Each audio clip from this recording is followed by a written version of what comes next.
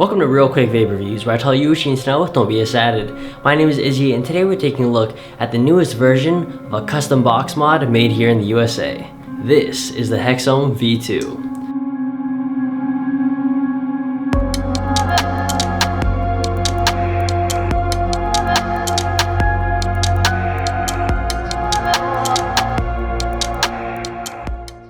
The original Hexohm was a sturdy, heavy-duty handcrafted box mod, utilizing the OKR T10 chip that was loved by modders at the time.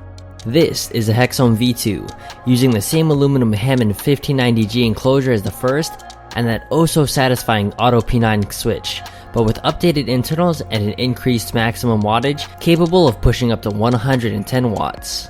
Big thanks to Victor Din, or the Paladin, on Instagram for allowing me to borrow this for review. Good luck to you on your senior year.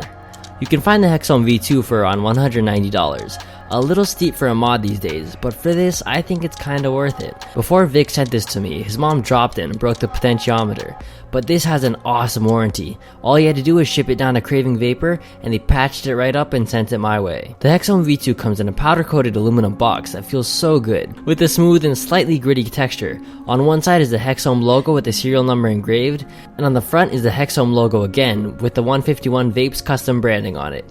Compared to most box mods, I have to say this thing is slim and dense, and only slightly taller than a glass dripper bottle, and it feels great in the hand. On the back is a panel held on by 4 magnets that hold the panel on. No problems with the panel falling off or anything, and the magnets are secure enough to keep it closed, but weak enough to allow easy entry to the internals. The only problem I had with this panel is that it isn't fitted perfectly.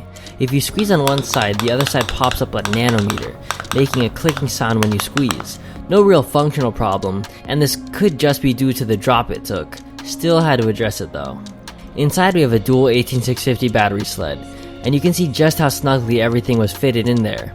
I used to build box mods, and let me tell you, fitting all this in an enclosure this small is a hassle, but they did it and it looks clean. Battery life on this thing is great, using two 18650s, lasting me around 2.5 days of use until I start feeling the power drop.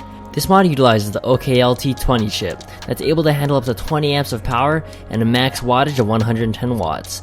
Although it's not the most powerful, 110 watts is way more than enough for me. On the side is my favorite fire button ever. The Hexohm V2 uses an auto P9 switch that has the most satisfying click and button travel you have ever felt. Trust me, it's unlike any other fire button I've ever used. It has enough resistance to prevent any misfires from happening in your pocket. And I guess that's one thing to note. No manual power switch. Although I haven't had any problems with it auto-firing ever, if you're really worried about that, then this might be your deal breaker. Did I mention how wild this button was? On the other side is a potentiometer that allows you to adjust voltage output on the fly from 3.3 to 6 volts. Just turn the dial. Nowadays, we're spoiled with large OLED screens with adjustable temp menus and battery indicators. This mod has none of those. Now that's not necessarily a bad thing, but you do have to judge the voltage by feel and not by a screen, which isn't all that hard. If it's too hot, then turn the dial down. And many features like wattage control and usual temp control found in every mod nowadays is missing. Not really a feature-packed device. Up top is the updated auto-adjusting low-profile 510 that has fit every atomizer flush without a hitch. Since the base is circular, square atomizers look a little off, but every other atomizer has worked perfectly with this. I rarely push this at its full 6 volts. I'm using the Bullet Mini at around 0.37 ohms, and the vape with this mod is great at around 4.2 volts. And since this is regulated, the vape is consistent and lasts long with the dual 18650 config.